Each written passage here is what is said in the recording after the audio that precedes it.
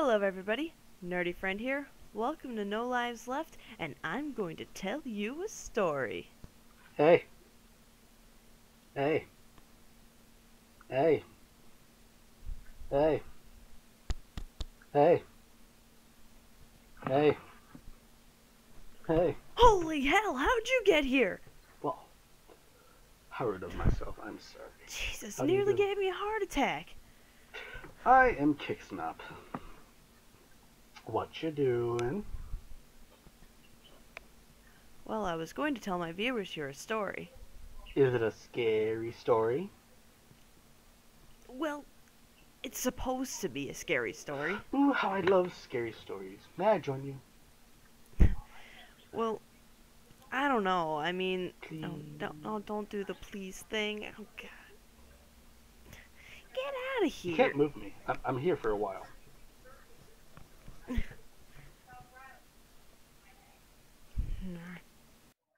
Can you at least tell me what it's about?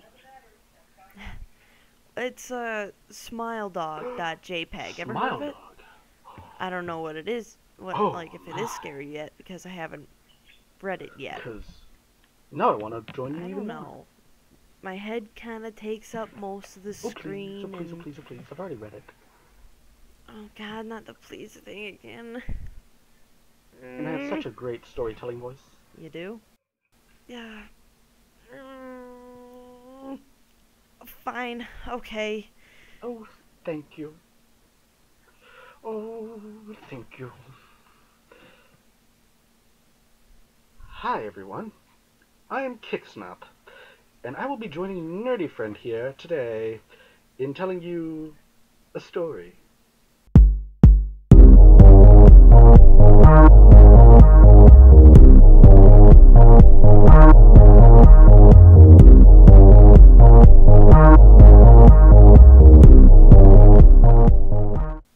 Now, Smile Dog is one of those more popular creepypastas, and for some reason, everyone thinks it's scary. So, I'm gonna try to find out why. So let's dig into the pasta. Smile.dog.jpg. I first met in person with Mary E. in the summer of 2007. I'd arranged with her husband of 15 years, Terrence, to see her for an interview. Mary had initially agreed, since I was not a newsman, but rather an amateur writer gathering information for a few early college assignments and, if all went according to plan, some pieces of fiction. We scheduled an interview for a particular weekend when I was in Chicago on unrelated business, but at the last moment Mary changed her mind and locked herself in the couple's bedroom, refusing to meet with me. For half an hour I sat with Terrence as we camped outside the bedroom door. I listening and taking notes, while he attempted fruitlessly to calm his wife. The things Mary said made little sense, but fit with the pattern I was expecting. Though I could not see her, I could tell from her voice that she was crying, and more often than not, her objections to speaking with me centered around an incoherent diatribe on her dreams, her nightmares. Terrence apologized profusely when we ceased the exercise, and I did my best to take it in stride. Recall that I wasn't a reporter in search of a story, but merely a curious young man in search of information. Besides, I thought at the time I could perhaps find another similar case if I had put my mind and resources to it. Mary was the CISO for a small Chicago-based bulletin board system in 1992 when she first encountered Smile.jpg, and her life changed forever. She and Terrence had been married for only 5 months. Mary was one of an estimated 400 people who saw the image when it was posted as a hyperlink on the BBS, though she was the only one who has spoken openly about the experience. The rest must have remained anonymous or perhaps dead. In 2005, when I was only in the 10th grade, Smile.jpg was first brought to my attention by my burgeoning interest in web-based phenomena. Mary was the most often cited victim of what's sometimes referred to as Smile Dog.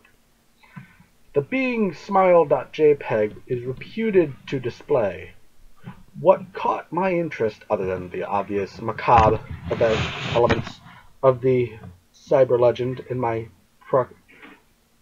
proclivity towards such things was the sheer lack of information. Usually to the point that people don't believe it even exists other than as a rumor or a hoax. It is unique because though the entire phenomenon centers on a picture file, that file is nowhere to be found on the internet. Certainly many photo-manipulated simulacra litter the web. I don't even know that word. Showing up with the most frequency on sites such as the image board 4chan, particularly the /x/focused paranormal subboard.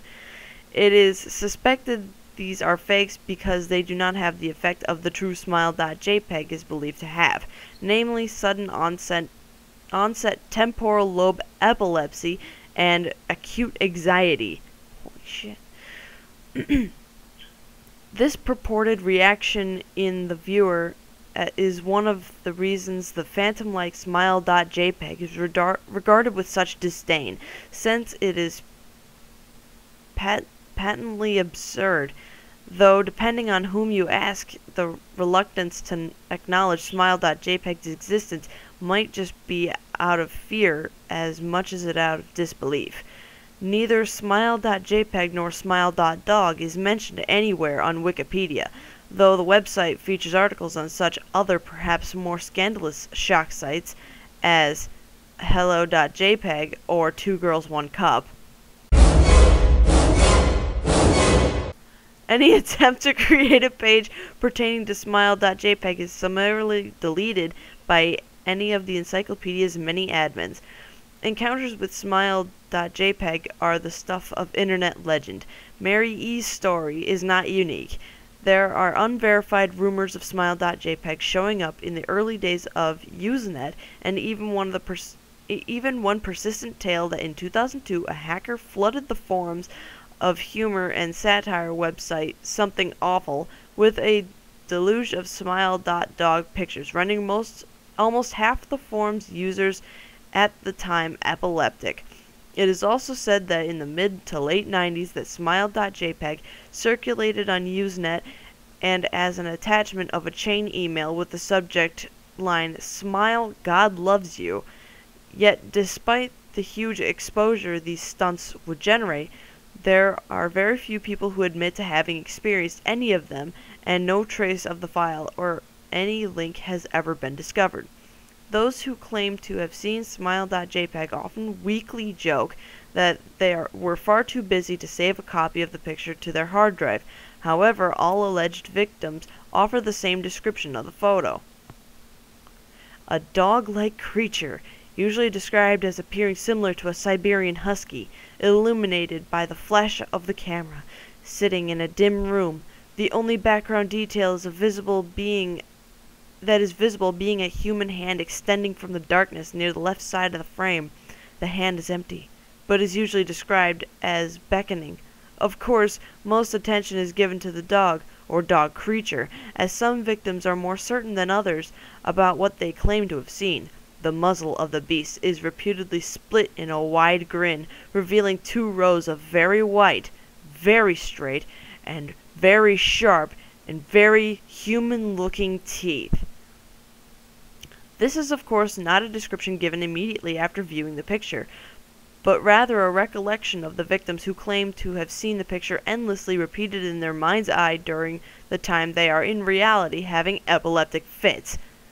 These fits are reported to continue indeterminably, often while the victims sleep, resulting in very vivid and disturbing nightmares.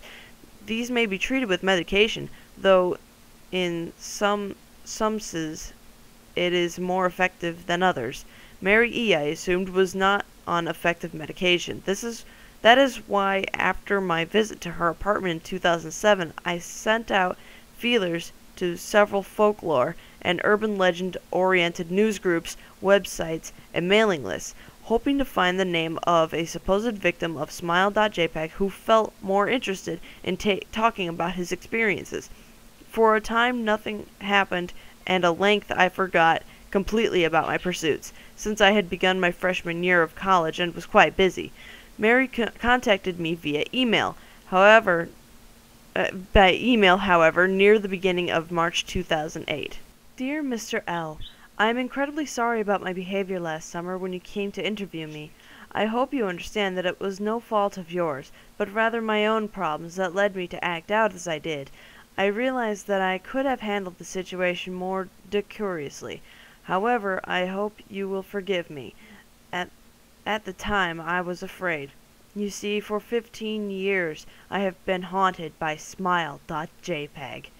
Smile.dog comes to me in my sleep every night. I know that sounds silly, but it's true. There is an ineffable quality about my dreams, my nightmares, that make them completely unlike any real dreams I've ever had. I do not move and I do not speak. I simply look ahead, and the only thing ahead of me is the scene from that horrible picture. I see the beckoning hand, and I see Smile.dog. It talks to me. It is not a dog, of course, though I'm not quite sure what it really is. It tells me it will leave me alone if only I do as it asks. All I must do, it says, is spread the word.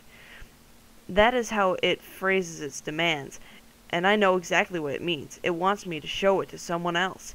And I could. The week after my incident, I received in the email a manila envelope with no return address. Inside was only a 3.5-inch floppy diskette. Without having to check, I knew precisely what was on it. I thought for a long time about my options. I could show it to a stranger, a co-worker. I could even show it to Terrence, as much as the idea disgusted me. And what would happen then? Well, if Smile.dog kept its word, I could sleep. Yet if it lied, what would I do? And who was to say something worse would not come for me if I did as the creature asked? So I did nothing for 15 years, though I kept the diskette hidden among my things. Every night for 15 years, Smile.dog has come to me in my sleep and demanded that I spread the word. For 15 years I've stood strong, though there have been hard times. Many of my fellow victims on the BBS board where I first encountered Smile.jpg stopped posting. I heard some of them committed suicide. Others remained completely silent, simply disappearing off the face of the web. They are the ones I worry about the most. I sincerely hope that you will forgive me, Mr. L., but last summer when you contacted me and my husband about an interview, I was near the breaking point. I decided I was going to give you the floppy diskette. I did not care if Smile.dog was lying or not. I wanted it to end. You were a stranger, someone I had no connection with, and I thought I would not feel sorrow when you took the diskette as part of your research and sealed your fate. Before you arrived, I realized what I was doing. I was plotting to ruin your life. I could not stand the thought, and in fact I still cannot. I am ashamed, Mr. L., and I hope that this warning will dissuade you from further investigation of Smile.jpg. You may in time encounter someone who is, if not weaker than I, then wholly more depraved. Someone who will not hesitate to follow Smile.dog's orders. Stop while you're still whole. Sincerely, Mary E. Terrence contacted me later that month with the news that his wife had killed herself. While cleaning up the various things she'd left behind, closing email accounts and the like, he happened upon the above message. He was a man in shambles. He wept as he told me to listen to his wife's advice. He found the diskette. He revealed and burned it until it was nothing but a stinking pile of blackened plastic. The part that disturbed him, however, was how the diskette had hissed as it melted, like some sort of animal, he said. I will admit that I was a little uncertain about how to respond to this. At first, I thought perhaps it was a joke, with the couple belatedly playing with the situation in order to get a rise out of me. A quick check of several Chicago newspapers' online obituaries, however, proved that Mary E. was indeed dead. There was, of course, no mention of suicide in the article. I decided that, for a time at least, I would not further pursue the subject of Smile.jpg, especially since I had finals coming up at the end of May. Because that's what's important here. But The world has an odd way of testing us. Almost a full year after I had returned from my disastrous interview with Mary E., I received another email. Subject Smile. Hello. I found your email address through a mailing list. Your profile said you're interested in Smile.dog. I have saw it, and it's not as bad as everyone says. I have sent it to you here. Just spreading the word. Happy face emoticon. The final line chilled me to the bone. According to my email client, there was one file attachment called, naturally, Smile.jpg. I considered downloading it for some time. It was mostly likely a fake. I imagined, and even if it weren't, I was never wholly convinced of Smile.jpg's peculiar powers. Mary E.'s account had shaken me, yes, but she was probably mentally unbalanced anyway. After all, how could a simple image do what Smile.jpg was said to accomplish? What sort of creature was it that could break one's mind with only the power of the eye? And if such things were patently absurd, then why did the legend exist at all? If I downloaded the image, if I looked at it, and if Mary turned out to be correct, if Smile.dog came to me in my dreams demanding I spread the word, what would I do? Would I live my life as Mary had, fighting against the urge to give in until I died? Or would I simply spread the word, eager to be put to rest? And if I chose the latter route, how could I do it? Whom would I burden it in turn? If I went through with my earlier intention to write a short article about Smile.jpg, I decided I could attach it as evidence, and anyone who read the article, anyone who took interest, would be affected. And even assuming the Smile.jpg attached to the email was genuine, would I be capricious enough to save myself in that manner? Could I spread the word? Yes. Yes, I could.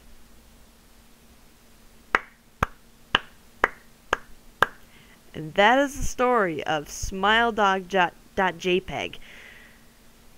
Well, I have to say this one was interesting. It was interesting, alright. What do you think, Hicksnap? A lot of things are okay with this, and a lot of things are wrong. The one thing I found to be the most annoying is the wording, like how psoriasis, the medication, was brought in. It did not need to be brought in at all. Like, it could have said a certain medication did really well against all others. Did not need to do that, especially with diatribe or macabre or uh, simulacra,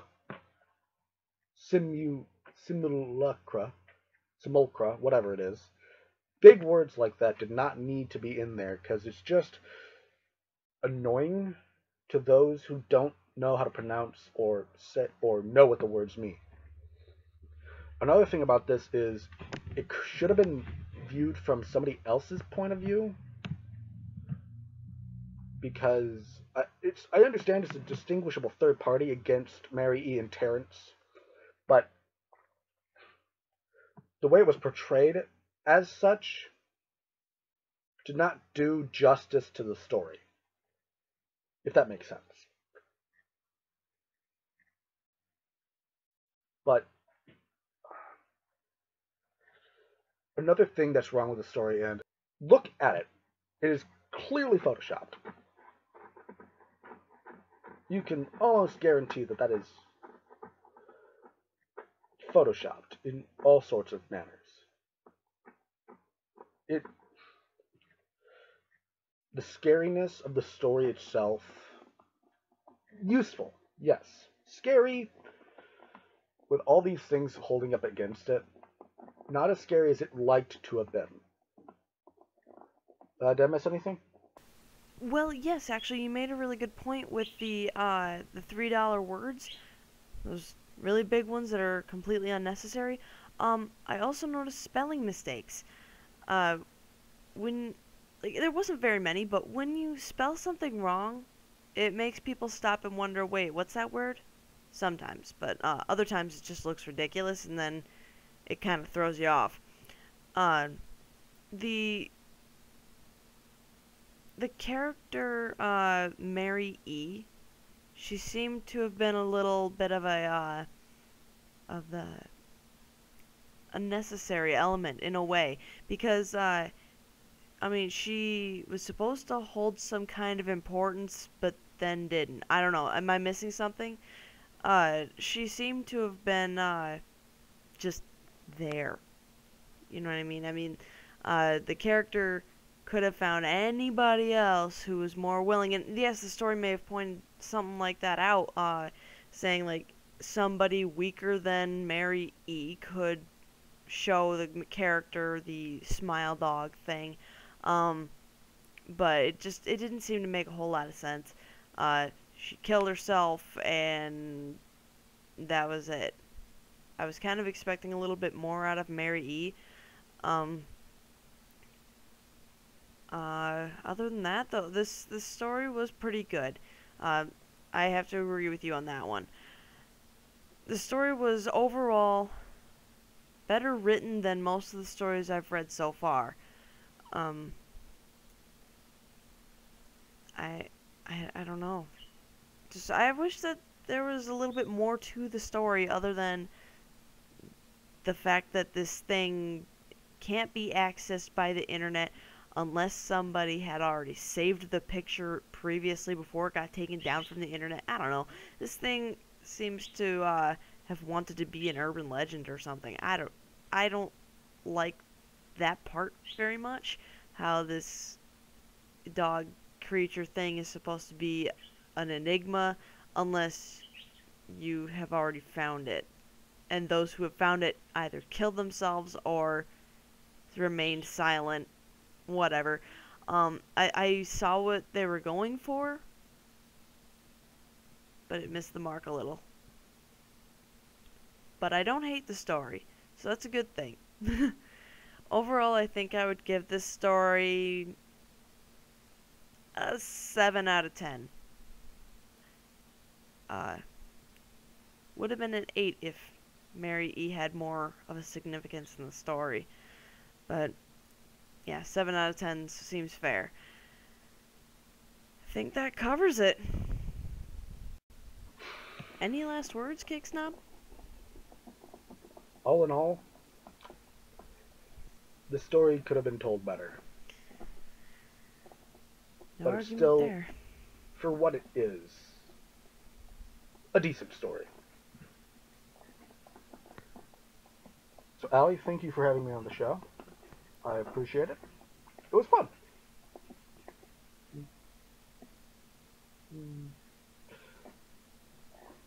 So I must bid you farewell. Bye-bye. Oh, and bye to all you too.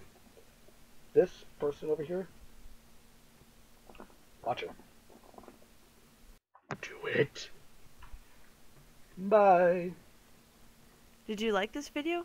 Hit the like button, hit the share button, tell all your family and friends. Be sure to subscribe to the channel. Do you want to hear a specific story read? Let me know in the comments below. I will read it, I'll critique it, and I will do it just for you. Because you're special, and I love you. Also, if you want me to read a story that I've written, see if I can do any better, let me know in the comments. And then be sure to keep an eye out for new content. I post very frequently, especially since I got this new computer. Alright, I'll see you next time. Bye!